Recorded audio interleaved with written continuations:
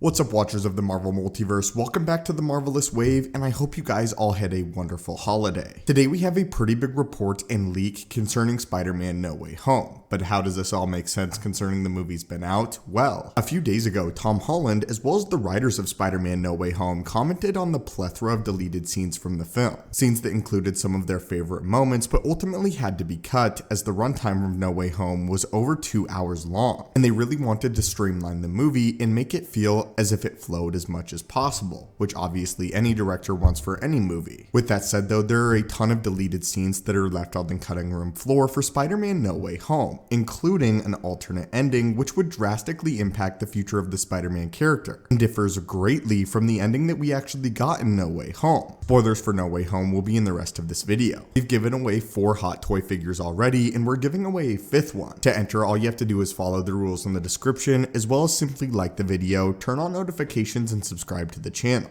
Now, let's get back into it. The ending of Spider-Man No Way Home is my favorite ending for a Marvel movie, period. No Way Home almost serves as another origin story for the Peter Parker Spider-Man character, as Peter really transforms into the Spider-Man that we all know and love from the original comic book iteration. And after losing everything, Peter Parker still decides to do the right thing in the memory of his Aunt May and the memory of what he truly believes in. Despite his friends not even remembering who he is, Peter Parker continues to fight on as Spider-Man, continuing to do the right thing even though it's not the easy thing. The lesson that he learned from Aunt May moments before her death, and the lessons that both Andrew and Tobey placed on Tom Holland's Spider-Man in his darkest moment that we've seen him in the MCU thus far. This was the absolute perfect ending for the Spider-Man character, and wholly represents what Spider-Man means to me, and I'm sure many of you guys. A character that may not have the best resources at his disposal, but always does the right thing no matter what. And while thus far I've highly enjoyed Tom Holland's depiction of the character, now I feel like we fully have our Spider-Man in the MCU. With that said though, the ending of Spider-Man No Way Home was not always like this, and was actually drastically different than it was before, with the biggest plot element of the ending of Spider-Man No Way Home being changed. This is what we know about the alternate ending and the original ending for Spider-Man No Way Home. First though, I want to talk about some comments that Tom Holland had about the ending and how he was staunchly against it for some time, as well as Zendaya and Jacob Batalon, and how they actually voiced their grievances with the director and managed to get the ending changed to, in my opinion, the superior one. Tom Holland said this: "The crescendo scene was like, is this really happening? It's crazy. I kept stopping and being like, I'm so sorry, I just don't believe what I'm saying here. I told John Watts it wasn't me. The scene was wrong. We sat down, we went through it, and we came up with a new idea. Then we pitched it to the writers. They wrote it, and it works out so great." So we already know that Tom Holland mentioned that he did not like the original ending of Spider-Man No Way Home.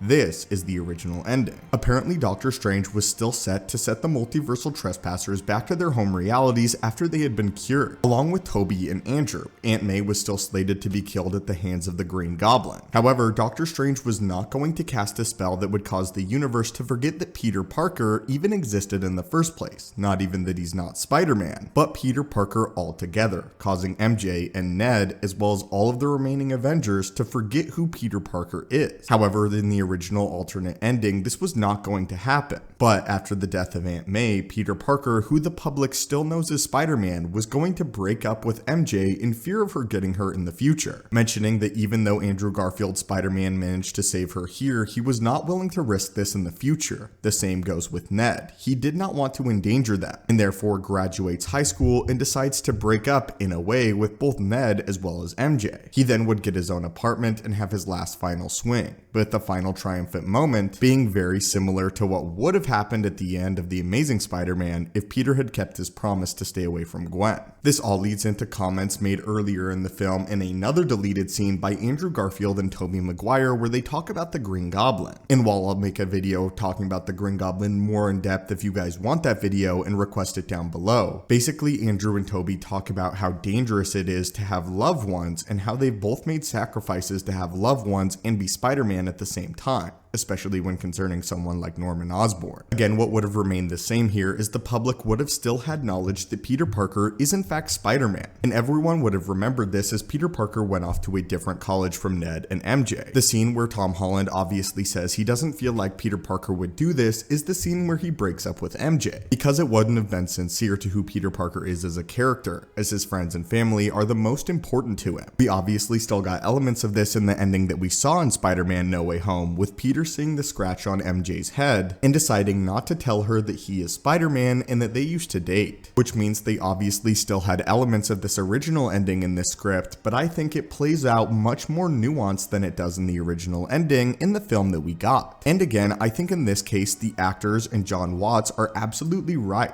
in that Peter Parker would not have just outright broken up with MJ and Ned. I also think the future of the Spider-Man character is much more bright and much more true to form now than what we've seen prior in the Marvel Cinematic Universe, as the ending of Spider-Man No Way Home really ties it all, well, home. I feel like Tom Holland is now fully formed as the Marvel Universe's Peter Parker and is the Peter Parker Spider-Man that we all know and love from the comics, and I think this element would have been lost if they had simply sent back the multiversal trespassers, as well as I think that Peter Parker really learns a lesson more profoundly in the ending of No Way Home that we got, and learns to really deal with his consequences of being Spider-Man. I also think for future stories this is also much more intriguing. But anyway, my friends, what are your guys' thoughts on this deleted ending or alternate ending for Spider-Man No Way Home, and how the film was originally set to end? Are you with me and like the ending that we ultimately got on screen, or do you think that this alternate ending sounds intriguing to you? I would love to hear all of your thoughts and opinions on this in the comments down below. And again, if you guys want to see the video on the Green Goblin, be sure to like the video and request it down below as well. If this video gets 2,000 likes in the next few hours, I'll post that video today. As always, my friends, thank you guys so much for continuing to support and watch the channel. Hit that subscribe button to assemble and join our team, and I hope you have a great day.